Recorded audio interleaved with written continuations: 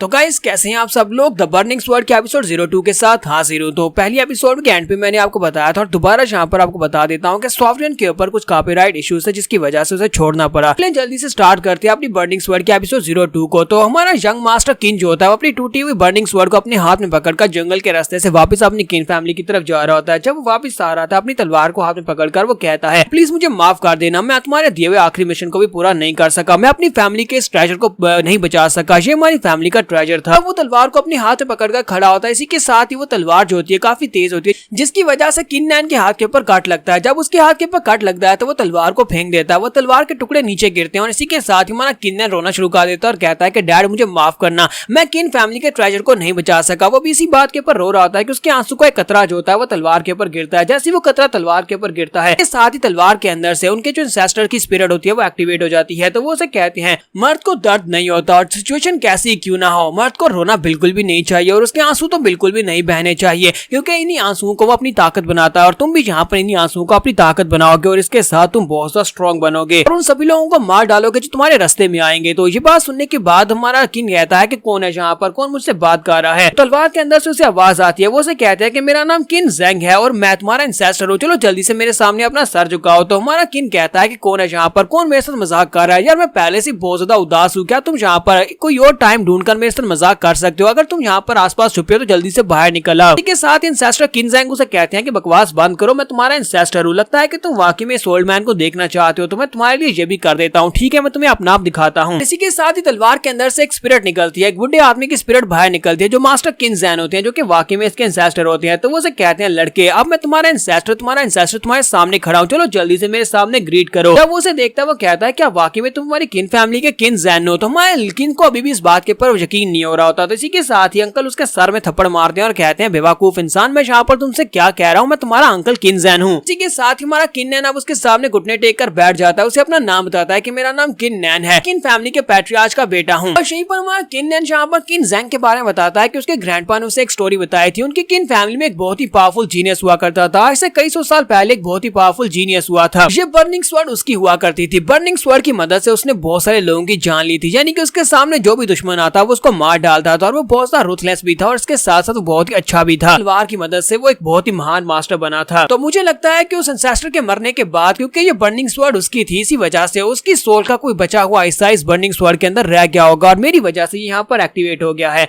तो किन ज़ेंग उसे कहते हैं कि लड़के तुम यहाँ पर जो कुछ भी सोच रहे हो बिल्कुल वैसा ही है और देखो जरा तुम्हारी कल्टीवेशन की रूट बहुत ज्यादा कमाल की है। हाँ मुझे पता है कि तुम्हारी कल्टीवेशन क्रिपल हो चुकी है लेकिन इस वक्त जो सिचुएशन है वो तुम्हें कल्टीवेट करने में बहुत ज्यादा मदद देगी। अगर तुम्हारा दिल टूटा हुआ है, एक औरत ने तुम्हें बहुत ज्यादा गुस्सा दिलाया, साथ ही तुम अपनी फैमिली का बदला लेना चाहते हो, ये सारी की सारी भावनाओं को अगर मिक्स कर दिया जाए तो तुम एक बहुत ही ताकतवर इंसान बन सकते हो। किन ज़ेंग उसे कहता है कि इंसेस्टर क्या आप यहाँ पर टूटे हुए दिलों को जोड़ने के लिए आए हैं या फिर मुझे कल्टीवेट करने का कोई तरीका बताने के लिए आए हैं। तो इसी के साथ ही वो काफी गुस्सा जाते हैं और साथ ही उसे बताते हैं उस स्पेशल मंत्र के बारे में कि मर्द रोते नहीं है और कल्टीवेट करते हैं और स्ट्रॉन्ग बनते हैं। इसी के साथ इंसेस्टर उसे कहते हैं कि लड़के क्या तुम्हें पता है कि आज से 10,000 साल पहले जब मैं यहाँ पर बहुत ज्यादा पावरफुल हुआ करता था तो मैंने यहाँ पर क्या किया था, मेरे पास कौन सी स्पेशल टेक्निक थी जिसकी मदद से मैं इस दुनिया के ऊपर राज कर रहा था, जिसकी वजह से लेजेंड्स में मुझे अभी भी याद रखा जाता है। वो बर्निंग स्वॉर्ड शूरा आर्ट है। इसी बर्निंग स्वॉर्ड की मदद से मैंने शूरा आर्ट को मास्टर किया था और उस स्पेशल आर्ट की मदद से मैं इस दुनिया में इनविंसिबल कहलाया था। और साथ ही वो तलवार को उठाता है और उसे कहता है कि मैं उस स्पेशल टेक्निक को तुम्हें सिर्फ और सिर्फ एक ही बार दिखा सकता हूँ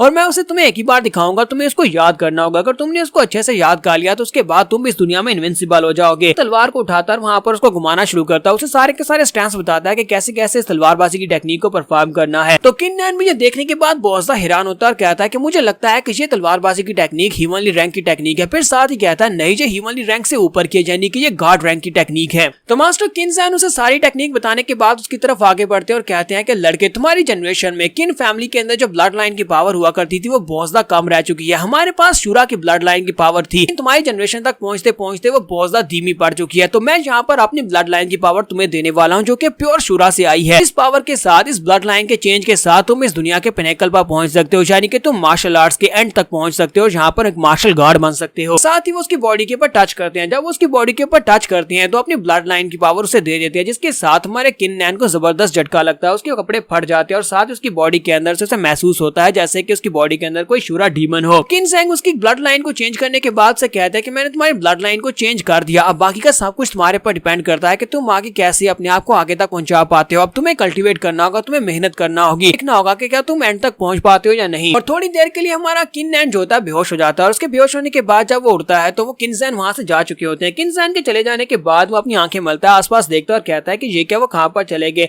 फिर साथ ही वो अपने हाथों की तरफ देखता है और कहता है क्या ये कोई इल्यूजन तो नहीं है। साथ ही वो अपनी बॉडी की तरफ देखता है तो उसकी बॉडी और सिक्स पैक्स वगैरह बन चुके होते हैं। वो कहता है ये क्या, मेरी बॉडी के ऊपर तो मसल्स आ चुके हैं, ये तो बहुत ज्यादा अच्छा हो गया। फिर साथ ही वो अपना पंच बनाता है, वहां पर अपनी पावर्स को आजमा कर देखता है। जैसे ही वहां पर पंच मारता है तो उसके आसपास बहुत सारी धूल मिट्टी उड़ती है क्योंकि उसके पंच के अंदर से काफी सारी पावर निकलती है। तो किनसेन कहता है जो तो वाकई में काम कर रहा है, मैं तो पावरफुल हो गया हूँ। उसकी बॉडी के ऊपर एक तलवार का निशान होता है तो वो तलवार के निशान की तरफ देखता है तो वो एक्टिवेट हो जाता है और उसके अंदर से उसकी बर्निंग स्वॉर्ड बाहर निकल आती है। तो वो कहता है ये क्या, ये तो हिमनली बर्निंग स्वॉर्ड है, यानी कि ये निशान से ये तलवार अब मेरी बॉडी के अंदर इनग्रेव हो चुकी है, जब चाहे मैं इसको अपनी बॉडी के अंदर से निकाल सकता हूँ। तलवार को उठाता और कहता है चलो यहाँ पर आप इस तलवार की पावर्स को चेक करके देखते हैं क्या वाकई मुझे कल्टीवेशन मिली भी है या नहीं। वो तलवार को उठाता है, सामने की तरफ एक स्ट्राइक लगाता है। जब वो सामने की तरफ स्ट्राइक लगाता है तो नीचे के काफी बड़े ग्राउंड के हिस्से को फाड़ देता है। तो किनसेन बहुत ज्यादा खुश हो जाता है और कहता है कि जब हम अपनी तलवार को घुमाते हैं और अगर उसके अंदर से स्वॉर्ड की रिलीज हो तो इसका मतलब यह है कि हम लोग कल्टीवेट कर सकते हैं और हमारी बॉडी के अंदर एनर्जी है, की एनर्जी है। इसका मतलब यह है कि मैं बॉडी रिफाइनिंग स्टेज तक पहुंच चुका हूं। फिर साथ ही वहां पर चेक करता है कि आखिर उसका लेवल क्या है। तो वो कहता है तो बिल्कुल क्रिपल हो चुका था, मेरी मेडियंस बर्बाद हो चुकी थी, लेकिन यहाँ पर अंकल किनसेन की वजह से मुझे नई पावर्स मिली हैं जिसकी वजह से पहले बॉडी रिफाइनिंग के 4th लेवल पर था लेकिन अब मैं बॉडी रिफाइनिंग के 5th लेवल तक पहुंच चुका हूँ, वो भी डायरेक्टली। तो यंग मास्टर लिन जिसने इसकी कल्टीवेशन को अबॉलिश किया था वो भी बॉडी रिफाइनिंग के 5th लेवल पर था। तो वो सोच रहा था कि मैं भी इस वक्त बॉडी रिफाइनिंग के 5th लेवल पर पहुंच चुका हूं और उसके साथ साथ बर्निंग स्वॉर्ड के साथ मेरे पास शुरा बर्निंग स्वॉर्ड आर्ट भी है